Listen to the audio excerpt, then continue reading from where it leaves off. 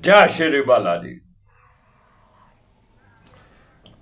14 मई 2026 10:53 पर शुक्र मिथुन राशि में प्रवेश करेंगे। शुक्र की ये मित्र राशि है और शुक्र देवों के गुरु बृहस्पति के साथ युति करेंगे। अब देवताओं के गुरु और राक्षसों के गुरु एक साथ।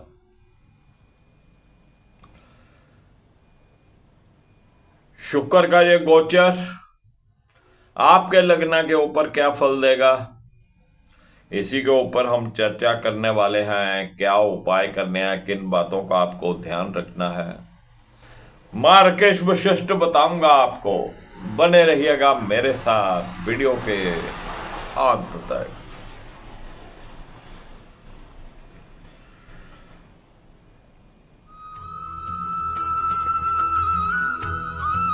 मैं राकेश वशिष्ठ आप सबका स्वागत करता हूं। बात करने वाले शुक्र के गोचर की, जो कि मिथुन राशि में होने जा रहा है, जो कि शुक्र की मित्र राशि। सर्वप्रथम बात करेंगे मेष लग्न की। तो मेष लग्न के लिए शुक्र द्वितीय भाव के स्वामी होने के साथ साथ सप्तम भाव के भी स्वामी होते हैं और तृतीय भाव में गोचर करेंगे।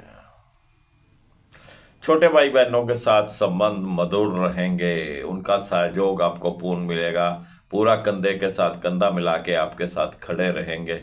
दोस्तों मित्रों की तरफ से भी आपको पूर्ण सहयोग मिलेगा। लेखन कला में अगर आप हैं या आप किसी के मैसेज की इंतजार कर रहे हैं, आप किसी के, तो वो मैसेज भी संभव है कि आपको आ जाए। आप लेखन कला में हैं, कोई किताब लिख रहे हैं, कोई बुक लिख रहे हैं, कोई नॉवल लिख रहे हैं, तो वो कार्य भी आपका पूर्ण होने की पूरी पूरी संभावना है। द्वितीय भाव के स्वामी होकर पराक्रम भाव में है तो धन भी आप संचित कर पाएंगे। जो आपका टारगेट रहता है वो आप पूर्ण कर पाएंगे। घर परिवार का सुख भी आपको पूर्ण मिलने वाला है। सप्तम भाव के स्वामी होकर तृतीय भाव में और बृहस्पति की पंचम दृष्टि सप्तम भाव पे। जो विवाह योग्य हैं उनके लिए कोई ना कोई रिश्ता आने वाला है और पूरी संभावना है यहीं पे आपकी एंगेजमेंट हो जाएगी, यहीं पे आपकी कोई शादी तय हो जाएगी। जो विवाहित हैं, पति पत्नी का आपसी संबंध पहले से बेहतर रहेगा। आपके लाइफ पार्टनर की सेहत पहले से बेहतर रहेगी और आपसी तालमेल भी बहुत बढ़िया बैठेगा। एक दूसरे के साथ प्रेम बढ़ेगा। और जहां से शुक्र की सप्तम दृष्टि भाग्य भाव के ऊपर रहेगी और भाग्य भाव के स्वामी के साथ ही बैठे हैं, तो भाग्य में चार चांद लग जाएंगे। थोड़ा धार्मिक रहिएगा, वेल ड्रेस्ड रहिएगा, तो शुक्रदेव और भी प्रसन्न हो जाएंगे। चलिए बात करते हैं वृषभ लग्न की। तो वृषभ लग्न के लिए शुक्र लगन के स्वामी होने के साथ साथ छठे भाव के भी स्वामी होते हैं और शुक्र द्वितीय भाव में गोचर करेंगे। सेहत तंदुरुस्ती बनी रहेगी। एक रोबदार पर्सनालिटी, एक चेहरे के ऊपर निखार, ये शुक्रदेव आपको देने वाले हैं। खान पान के लिए कुछ स्वादिष्ट व्यंजन कहीं ना कहीं आपको खाने का मौका मिलेगा। छठे भाव के स्वामी होकर द्वितीय भाव में, तो थोड़ा ये आपको सेविंग में कुछ दिक्कत दे सकते हैं। कहीं से उधार मत लीजिएगा और ना ही किसी को उधार मत दीजिएगा, नहीं तो लेट हो जाएंगे पैसे, दिक्कत परेशानी होगी। कुछ आलू ले लीजिए, धो के साफ कर लीजिए, काट के 2 या 4 पीस कर दीजिए आलू के और उनको हल्दी का छोटा छोटा तिलक लगाकर किसी गाय को डालिएगा। सेहत तंदुरुस्ती बनी रहेगी, रुपए पैसे की कुछ दिक्कत नहीं आएगी। चलिए बात करते हैं मिथुन लग्न की। मिथुन लग्न के लिए शुक्र द्वादश भाव के स्वामी होने के साथ साथ पंचम भाव के भी स्वामी होते हैं और लगन में ही गोचर करेंगे। द्वादश भाव का स्वामी लगन में, थोड़ा सेहत के प्रति अलर्ट रहिएगा, थोड़े बहुत उतार चढ़ाव हो सकते हैं। जब भी मौका मिले, शुक्रवार का दिन हो तो बहुत बढ़िया, दही पूरी बॉडी के ऊपर लगाकर स्नान करिए। पंचम भाव का स्वामी लगन में, विद्यार्थी वर्ग के लिए बेहतरीन समय, बहुत अच्छी आउटपुट निकालेंगे। जो भी पढ़ेंगे लिखेंगे लंबे समय तक उनको समझ में आएगा, याद रहेगा। प्रेमी प्रेमिकाओं के लिए भी समय अति उत्तम है। जो प्रेमी या प्रेमिका की तलाश कर रहे हैं उनकी वो तलाश भी पूरी हो सकती है।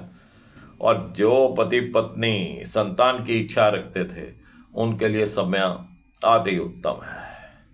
इस समय में कंसीव हो जाएगा। जिनके बच्चे बड़े हैं उनके बच्चे भी कुछ ना कुछ अच्छा कार्य करके दिखाएंगे जिससे माँ बाप को प्रसन्नता होगी। तो शुक्र का यहां से बैठकर सप्तम दृष्टि से सप्तम भाव को देखना, प्यार मोहब्बत लव, बस रोमांटिक रोमांटिक रहिएगा, अति उत्तम रहेगा। गाय को हरा चारा डालते रहिए, परफ्यूम और इत्र का इस्तेमाल करें, अति उत्तम रहेगा। चलिए बात करते हैं कर्क लग्न की। कर्क लग्न के लिए शुक्र एकादश भाव के स्वामी होने के साथ साथ चतुर्थ भाव के भी स्वामी होते हैं और द्वादश भाव में गोचर करेंगे। द्वादश भाव शुक्र का अति प्रिय घर है।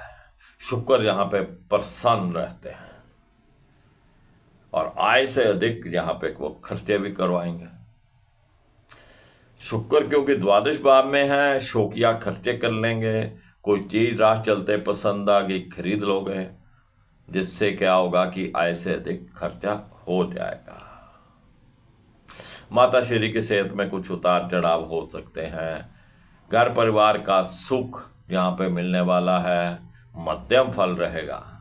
आप चाहकर भी पूरा समय अपने परिवार को नहीं दे पाओगे, लेकिन परिवार के ऊपर कुछ खर्चा आपको करना पड़ सकता है। भूमि भवन वाहन या घर के अंदर किसी भी प्रकार के जो सुख के साधन होते हैं उनके लिए आपको कुछ खर्चा करना पड़ सकता है।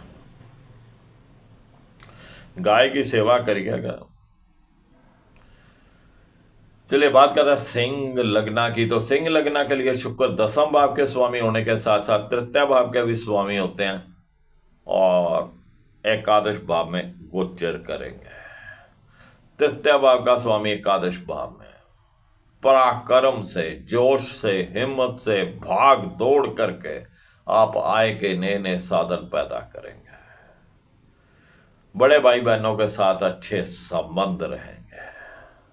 छोटे भाई बहनों के साथ भी संबंध बहुत बढ़िया रहेंगे, पूर्ण सहयोग आपका करेंगे। कहीं से कोई संदेश आने वाला हो, कोई चिट्ठी आने वाली हो, कोई आजकल चिट्ठियां जरा कम आती हैं, कोई मैसेज आने वाला हो, कोई ईमेल आने वाला हो, तो उसके आने की पूर्ण संभावनाएं हैं। दसम भाव का स्वामी होकर एकादश भाव में, तो व्यापार और जॉब में बहुत अच्छा रिस्पॉन्स आपको मिलने वाला है। जो भी आप कार्य करेंगे उसकी शाबाशी आपको मिलने वाली है। कोई इंक्रीमेंट आपका रुका पड़ा हो वो बढ़ जाएगा। नई जॉब के लिए कहीं अप्लाई कर रखा हो तो वहां से बुलावा आ जाएगा। तो व्यापार और जॉब के लिए शुक्र का गोचर बहुत बढ़िया है। थोड़ी सी रुई, साथ में थोड़ा सा देसी घी किसी धर्म स्थान में दे दीजिए ताकि जोत जलाने में काम आए।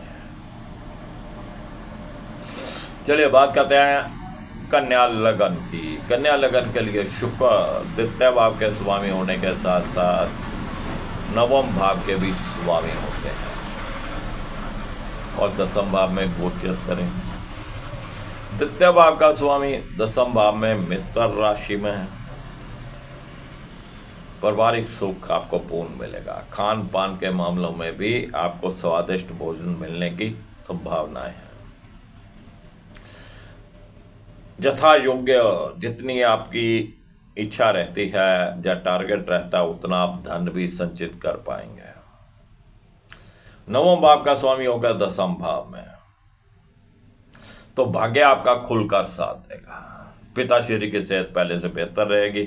थोड़ा धर्म के साथ जुड़ के रहिएगा तो भाग्य आपका और भी अच्छा साथ देगा। तो कर्मा भी थोड़ा अच्छा रखिएगा। जब आप धर्म कर्म अच्छा करेंगे तो शुक्र और भी अच्छा प्रभाव देंगे। आपके व्यापार में, आपके जॉब में भी आपको बढ़ोतरी देंगे। तो ऐसे समय में शुक्र को और अच्छा करने के लिए साफ्टिक श्री यंत्र के ऊपर मां लक्ष्मी के मंत्रों का उच्चारण करिएगा।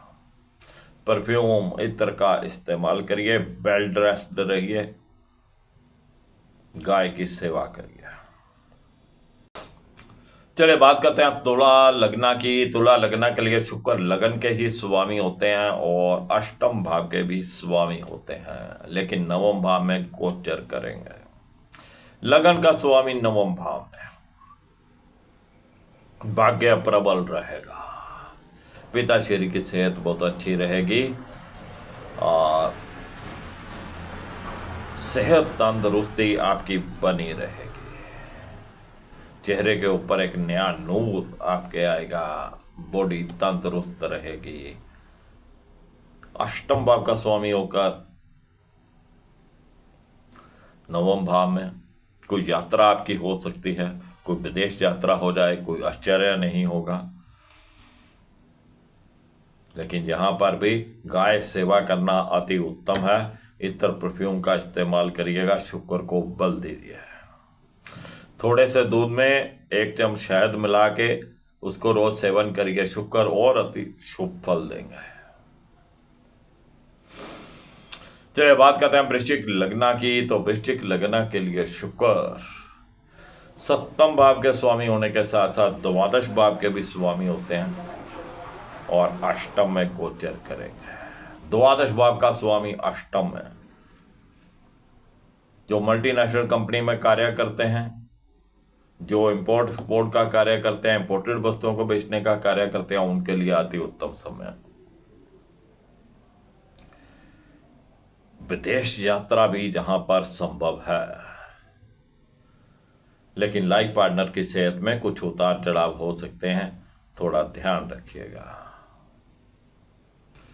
सफेद जवार गाय को डालिए। शुक्रदेव अति प्रसन्न रहेंगे।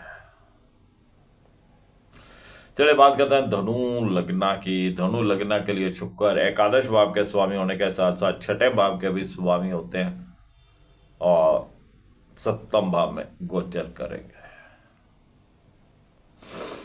एकादश भाव का स्वामी सप्तम भाव में, तो आय के लिए नए नए साधन पैदा होंगे। आय में किसी भी प्रकार की कोई दिक्कत नजर नहीं आती है।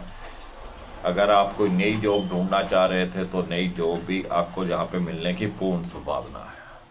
लेकिन छठे भाव का स्वामी होकर सप्तम भाव में आपके लाइफ पार्टनर की सेहत में कुछ उतार चढ़ाव हो सकते हैं और आपसी डिस्प्यूट से भी आपको बचना चाहिए। किसी भी लड़ाई झगड़े से आपको बच के रहना चाहिए, नहीं तो बात बढ़ जाएगी। चलिए बात करते हैं मकर लग्न की। मकर लग्न के लिए शुक्र दसम भाव के स्वामी होने के साथ साथ पंचम भाव के भी स्वामी होते हैं और यहां पे शुक्र योग कारका होते हैं। योग कारका एक ऐसा ग्रह जो अकेले ही राजयोग बना देता है, लेकिन शुक्र का ये गोचर छठे भाव में होने वाला है। अगर आप नई जॉब की तलाश कर रहे थे तो वो जॉब आपको मिलने की संभावना है। विद्यार्थी वर्ग के लिए, प्रेमी प्रेमिकाओं के लिए समय ये मध्यम रहने वाला है। तो ऐसे समय में श्री यंत्र के ऊपर, साफ्टिक श्री यंत्र के ऊपर मां लक्ष्मी के मंत्रों का उच्चारण करिएगा तो अति उत्तम रहेगा। बात करते हैं कुंभ लग्न की। तो कुंभ लग्न के लिए शुक्र नवम भाव के स्वामी होने के साथ साथ चतुर्भाव के भी स्वामी होते हैं और पंचम भाव में गोचर करेंगे। और शुक्र कुंभ लग्न के लिए भी योग कारका होते हैं और एक योग कारका एक ऐसा ग्रह जो अकेले ही राजयोग बना देता है। अब नवम भाव का स्वामी होकर पंचम भाव में बेहतरीन योग, भाग्य खुलकर आपका साथ देगा, भाग्य चमक जाएगा, धर्म कर्म के कार्यों में रुचि बढ़ेगी, पिताश्री की सेहत भी पहले से बेहतर रहने वाली है। विद्यार्थी वर्ग के लिए अति उत्तम समय, पढ़ाई लिखाई में उनका अच्छा मन लगेगा, अच्छी आउटपुट वो निकालेंगे। प्रेमी प्रेमिकाओं के लिए भी समय बहुत बढ़िया है, संतान आपकी कहने में रहेगी, आज्ञाकारी रहेगी, घर परिवार का यहां पे पूर्ण सुख मिलने वाला है। भूमि भवन वाहन की तरफ से भी आपको लाभ की संभावनाएं हैं। आप कोई भूमि खरीदना चाहते थे, कोई प्लॉट खरीदना चाहते थे, कोई आपको घर लेना था, वाहन खरीदना था, या घर के अंदर बहुत सी सुख की वस्तुएं होती हैं, कुछ भी आपको खरीदना था, अति उत्तम समय। इत्र का इस्तेमाल करिएगा। साफ्टिक श्री यंत्रा के ऊपर मां लक्ष्मी के मंत्रों का उच्चारण करिएगा। गाय सेवा करिए, अति उत्तम रहेगा। चलिए बात करते हैं मीन लग्न की। तो मीन लग्न के लिए शुक्र अष्टम भाव के स्वामी होने के साथ साथ तृतीय भाव के भी स्वामी होते हैं और चतुर्भाव में गोचर करेंगे। अष्टम भाव का स्वामी तृतीय भाव में, घर परिवार के सुख में कुछ ना कुछ कमी रहेगी, माता श्री की सेहत में उतार चढ़ाव हो सकते हैं। आप अपने पराक्रम, अपनी हिम्मत के साथ जिस समय निकालेंगे तो अति उत्तम रहेगा। लेकिन घर में कुछ लग्जरी से संबंधित वस्तुएं, सुख सुविधाओं से संबंधित वस्तुएं आ सकती हैं। तो फ्रेंड्स, ये था शुक्र का गोचर जो कि मिथुन राशि में होने जा रहा है। मेष लग्न से लेकर मीन लग्न तक की हमने बात करी है। और शुक्र जहां पर भी शुभ फल दे रहा हो वहां पर गाय की सेवा करिएगा, पति पत्नी संबंध अच्छे रखिएगा, वेल ड्रेस्ड रहिए, इत्र का इस्तेमाल करिएगा, साफ्टिक श्री यंत्रा के ऊपर मां लक्ष्मी के मंत्रों का उच्चारण करिए तो शुक्र और भी प्रसन्न हो जाते हैं। जो फ्रेंड पहली बार इस चैनल के ऊपर आए उनसे गुजारिश है चैनल को सब्सक्राइब कर लें। सब्सक्राइब करने के बाद बेल का आइकॉन भी दबाएं। वीडियो पसंद आए लाइक करिएगा, शेयर करिएगा, दोस्तों मित्रों को चैनल के साथ जोड़िएगा। मैं फिर मिलूंगा आपको एक नई जानकारी के साथ। तब तक राकेश वशिष्ठ को इजाजत दीजिए। जय श्री बालाजी।